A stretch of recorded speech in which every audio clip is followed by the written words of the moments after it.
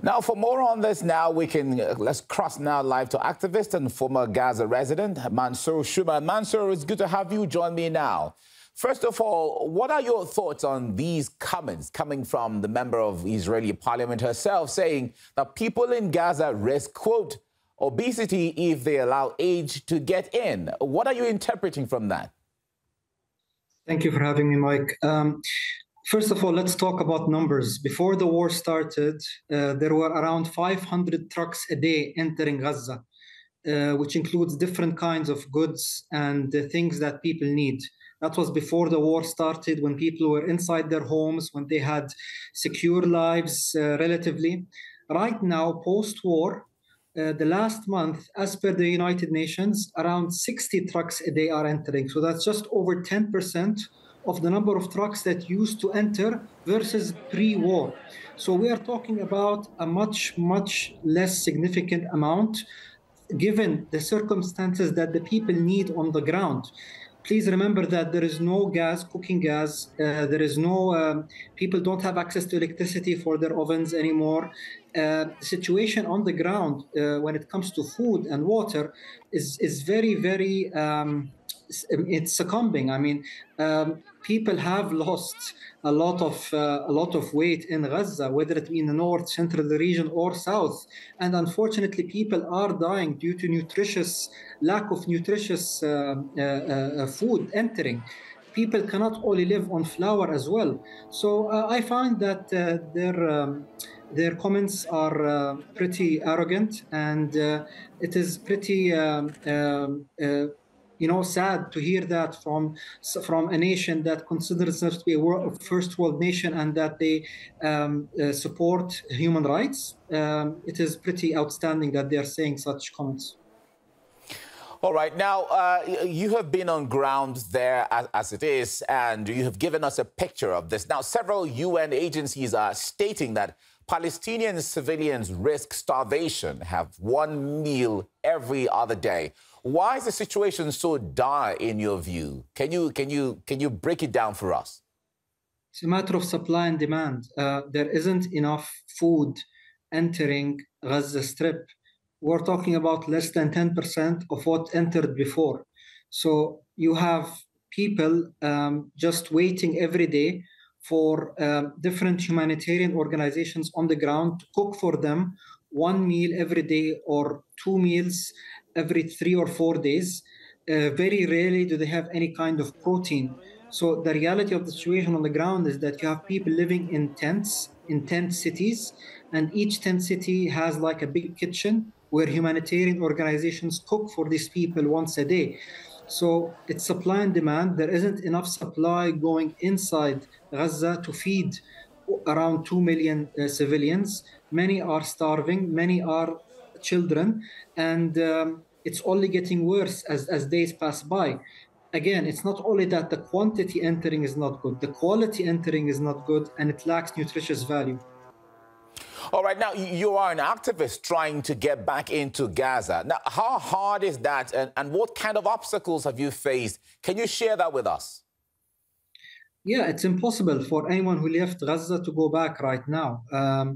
I've registered myself, for example, with the Qatari Red Crescent, hopefully to go back with them when they restart their activities inside Gaza. But in the meantime, I'm trying to help by partnering with different international organizations and executing projects on the ground in Gaza and directing the funds intended for the people of Gaza to be used by them. Again, whatever we are doing is just a drop in the ocean, but we are trying our best to do whatever we can to keep the people on the ground steadfast while they are going through this genocide. All right, now, according to reports, more than 80% of aid meant for Gaza was blocked by Israel. Why do you think that is? And in your opinion, what is the goal of such policy? I mean, they are using starvation and blocking of these trucks as a weapon of war. Right now, they are committing a genocide against a certain ethnicity, which are the Palestinians. And they are trying to teach them a lesson that once maybe they open the borders, for them to leave Gaza and not to return, and then for them to go ahead and take over Gaza Strip. Maybe that's what they have in mind right now. But for them, I think they want it to be some kind of a lesson, so that the people there in the future, as they would see it, not support any kind of resistance against the Israelis on the ground. But the problem is that they are creating, whenever they kill more people and they put more people into starvation, they are creating new generations of resistance fighters, whether they like it or not. So I think that, and now they're doing the same in the West Bank and in Lebanon.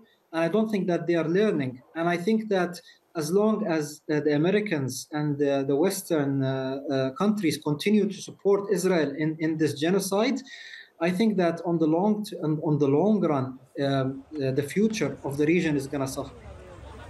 Now, what do you make of the logic of Israel that aid wouldn't be allowed in until hostages are released? Are we essentially talking about collective punishment for civilians, women, and children? Is that what you see? 100%. I mean, Israel has around 10,000 Palestinian prisoners, which they are also starving in their prisons, that they are beating every day, that they are keeping in isolation and solitary confinement. I think that there has been for a long time now a deal on the table for the Israelis to take for the release of hostages on both sides and for the removal of the Israeli forces from Gaza Strip. But I think that the Israeli, especially with the right-wing government, they want a full exodus of the Palestinians from Gaza. They want to force them out.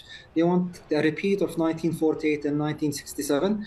And they also want to do the same thing in the West Bank, where they force the Palestinians in the West Bank to eventually move to Jordan. And same in the north, in the north of Israel, when it comes to southern Lebanon. They want to expand to southern Lebanon as well. We are dealing with a colonialist power, and it seems that at this point right now, no one is able to put a stop of them. It's great what we've done in the UN when it comes to voting Palestine as a member of the United Nations. It's great what we're seeing with different nations recognizing Palestine, the ICJ, etc. But on the ground, people are still suffering. I hope this doesn't continue anymore. Well, you have painted a picture, and we have seen the impact of all of this war on civilians in Gaza. But why aren't we seeing more pressure on Israel to stop civilian suffering in this war? I think the pressure, I think it's the United States not putting enough pressure. I think that the United States is working very closely with Israel to continue whatever they're doing on a tactical and strategic vision of how the U.S. wants to shape the Middle East, the new Middle East. So it seems that they've taken what happened on October the 7th as a reason for them to continue on Israel's expansion plan. And as long as the United States is convinced that it is better for Israel to do what it's doing and for them to back them up in the background together with Western powers, I think no one else can really put pressure on Israel. Something that the resistance released a few days ago was that they're going to restart the martyrdom operations inside Israel. Maybe that can also be something that will push the Israelis back. But again, it seems that they want to continue further escalate the current situation on the ground. Look what we are seeing in Lebanon.